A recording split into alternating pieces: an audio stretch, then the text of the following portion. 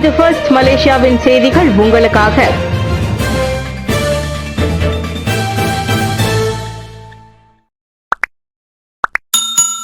Malacca முதல் காலாண்டில் 85 கோடி ரிங்கிட் முதலீடு. 2025ஆம் ஆண்டின் முதல் காலாண்டில் உற்பத்தி மற்றும் சேவை போன்ற வியூக துறைகளை உள்ளடக்கி 85 கோடியே 56,30,000 ரிங்கிட் முதலீட்டை மலாக்கா பதிவு செய்துள்ளது. FDI எனப்படும் வெளிநாட்டு முதலீடு மற்றும் DDI எனப்படும் உள்நாட்டு நேரடி முதலீட்டின் மூலம் கடந்த ஆண்டு 818 கோடி ரிங்கிட் பெறப்பட்டுள்ளதாக அம்மாநில முதலமைச்சர் டாக்டர் ஸ்ரீ அப்துல் ரவுப் யூசுப் தெரிவித்தார். நிர்ணயிக்கப்பட்ட 500 கோடி ரிங்கிட் இலக்கை விட அதிகமான முதலீடு பெறப்பட்டிருக்கும் நிலையில் மலாக்கா மாநிலம் நாட்டின் முன்னணி முதலீட்டு இடமாக மாறியுள்ளதை அவர் சுட்டிக்காட்டினார். அதே வேளையில் மாநில அரசாங்கம் M-Corp உயர் தொழில்நுட்ப பூங்கா, ஜெர்மனி தொழில்நுட்ப பூங்கா, GTP மற்றும் LK 2.0 போன்ற வியூக மேம்பாடுகள் மூலம் முன்னெடுப்பு நடவடிக்கைகளை எடுத்து வருகிறது. இது உயர் தொழில்நுட்ப துறைக்கு ஓர் ஊக்குவிப்பாக இருக்கும். மேலும் 2030ஆம் ஆண்டுக்குள் 1000 கோடி ரிங்கிட் முதலீட்டை இலக்கை அதிகரிக்கும் என்று அவர் கூறினார். செகாமட் நிலநடுக்கம் தொலைத்தொடர்பு இடையூறுகள் குறித்து புகார் இல்லை. செகாமட்டில் ஏற்பட்ட நிலநடுக்கத்தை தொடர்ந்து தொலைத்தொடர்பு இடையூறுகள் குறித்து எந்தவொரு புகாரையும் தொடர்பு அமைச்சர் பெறவில்லை.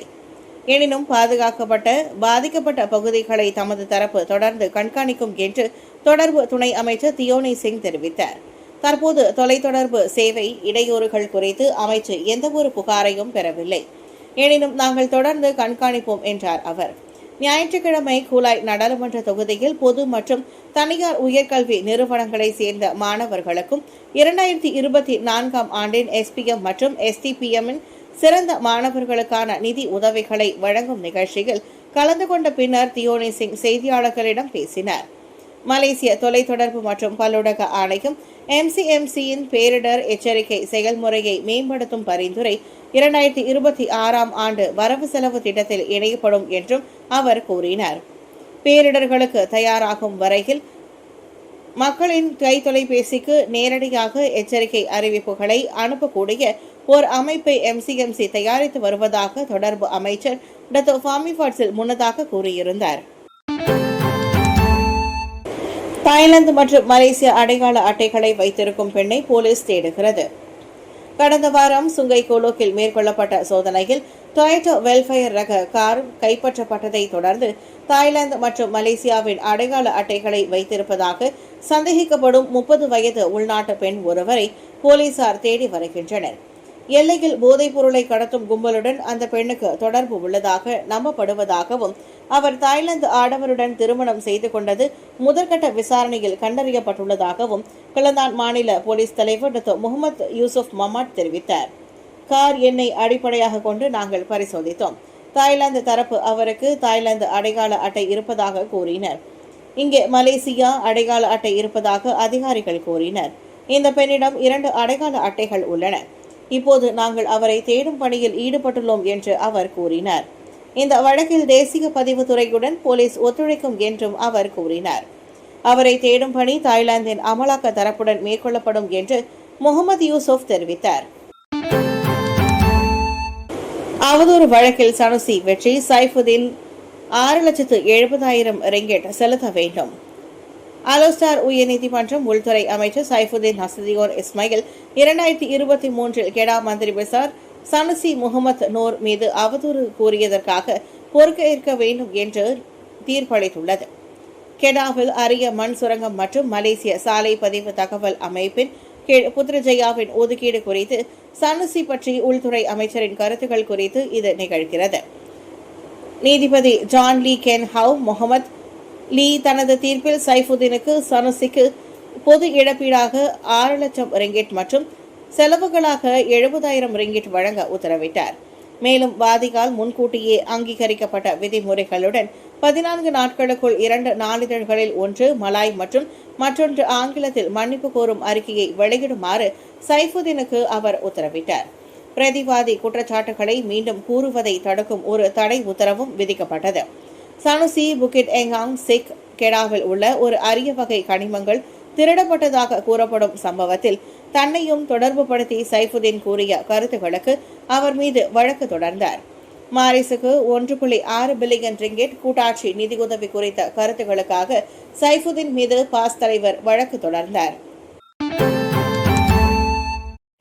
கைது செய்யப்பட்ட இலங்கை முன்னாள் அதிபர் மருத்துவமனையில் அனுமதி. அண்மையில் கைது செய்யப்பட்ட இலங்கை முன்னாள் அதிபர் ரணில் விக்ரமசிங்கே மருத்துவமனையில் அனுமதிக்கப்பட்டுள்ளார். உயர் இரத்த அழுத்தம் காரணமாக அவர் உடல்நலம் பாதிக்கப்பட்டுள்ளது.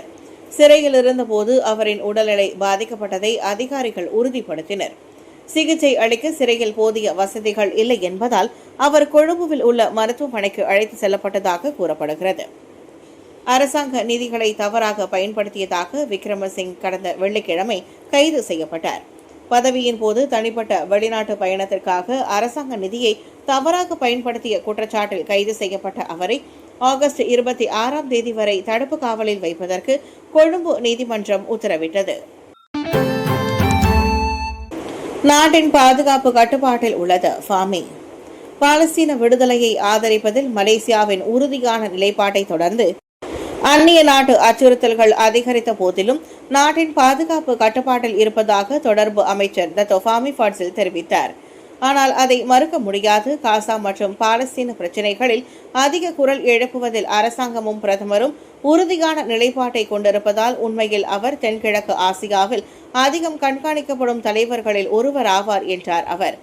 உணர்ச்சிகளால் இயக்கப்படாத மலேசியாவின் கொள்கை ரீதியான நிலைப்பாடு தற்போது நேர்மறை தாக்கத்தை ஏற்படுத்தி வருவதாகவும் அவர் வலியுறுத்தினார். எந்தவொரு அச்சுறுத்தலையும் இலகுவாக கருதாமல் பாதுகாப்பின் அனைத்து அம்சங்களும் முறையாக கையாளப்படுவதை உறுதி செய்ய தேசிய பாதுகாப்பு மன்றம் அவ்வப்போது விளக்கங்களை வழங்கி வருவதாக அவர் மேலும் கூறினார். பெட்ரோலிய பொருட்களுக்கான சில்லறை விலையை நிர்ணயிக்க கலந்துரையாடல். பெட்ரோலிய பொருட்களுக்கான சில்லறை விலை மற்றும் தானியங்கி விலை செயல்முறை விகிதத்தை நிர்ணயிப்பது குறித்து அது தொடர்புடைய அமைப்புகளுடன் உள்நாட்டு வாணிபு மற்றும் வாழ்க்கை செலவின அமைச்சு KPDN கலந்துரையாடல்களை மேற்கொண்டு வருகின்றது. இந்த கலந்துரையாடல்களுக்கு பின்னர் அனைத்து பரிந்துரைகளும் விரைவில் நிதி அமைச்சிடம் சமர்ப்பிக்கப்படும் என்று KPDN அமைச்சர் டத்தோ அமீர்சான் அகமது அலி தெரிவித்தார். ரோன் 95 பெட்ரோலுக்கான இலக்கிடப்பட்ட உதவித்தொகை குறித்து அரசாங்கமும் நிதி அமைச்சும் இறுதி செய்த பிறகு APM விகிதத்திற்கான ஒப்புதல் பரிசீலிக்கப்படும் என்று அவர் கூறினார். நேற்று சபா பாப்பரில் உள்ள பெட்ரோனஸ் பெட்ரோல் நிலையத்தில் நடைபெற்ற ஜாலூர் கெமிலாங்கை வழங்கும் நிகழ்ச்சியில் கலந்து கொண்ட பின்னர் டத்தோ அர்மிசான் முகமது அலி செய்தியாளர்களிடம் பேசினார். பெட்ரோல் மற்றும் டீசலின் கையிருப்பு போதுமான அளவில் இருப்பதை உறுதி செய்வது தமது அமைச்சின் பொறுப்பு என்று பாப்பார் நாடாளுமன்ற உறுப்பினருமான அவர் கூறினார். சுங்கைப்பாக்கா விபத்தில் சிக்கிய 2 உடன்பிறப்புகளுக்கு முத்தியாராக்கு வீடு வழங்கப்பட்டது. இவ்வாண்டு பிப்ரவரி 18ஆம் தேதி பள்ளிக்கு செல்லும் வழியில் விபத்தில் சிக்கிய 2 உடன்பிறப்புகளுக்கு நேற்று பண்டார் தாசிக் முத்தியாராவில் 42,000 ரிங்கெட் மதிப்புடைய ரூமா முத்தியாராக்கு மலிவு விலை வீடு வழங்கப்பட்டது. வயது குறைவு காரணமாக தற்போது அச்சிறுவர்களின் பாட்டியான அமிர்தம் பெயரில் அவ்வீடு பதிவு செய்யப்பட்டுள்ள நிலையில் பாதிக்கப்பட்ட சிறுவர்களான 7 வயதுடைய தர்ஷன் மற்றும் 5 வயதுடைய கவர்ஜிதா ஆகிய இருவரும் 18 வயதை அடையும் போது அந்த வீடு அவர்களின் பெயருக்கு மாற்றப்படும் என்று பினாங்கு மாநில ஆட்சிக்குழு உறுப்பினர் டத்தோ ஸ்ரீ எஸ் சுந்தரராஜு தெரிவித்தார். ஒரு ஆட்சிக்குழு உறுப்பினர் என்ற அடிப்படையில் வீட்டு வாரியம் மூலமாக அவர்களுக்கு ஒரு வீடு என்ற முயற்சியை மேற்கொண்டேன். இந்த வீட்டின் மதிப்பு 42,000 ரிங்கெட். நாம் பணம் சேர்த்து அவர்களுக்கு இந்த வீட்டை வாங்கி கொடுக்கலாம் என்று பேசப்பட்டது. இதனால் கடன் இல்லாத ஒரு வாழ்க்கையையும் சிறந்த வாழ்வாதார நிலையையும் அவர்களால் உருவாக்கிக் கொள்ள முடியும் என்ற எண்ணத்திலே அச்சிறுவர்களுக்கு இந்த வீடு வழங்கப்பட்டுள்ளது என்று அவர் விவரித்தார்.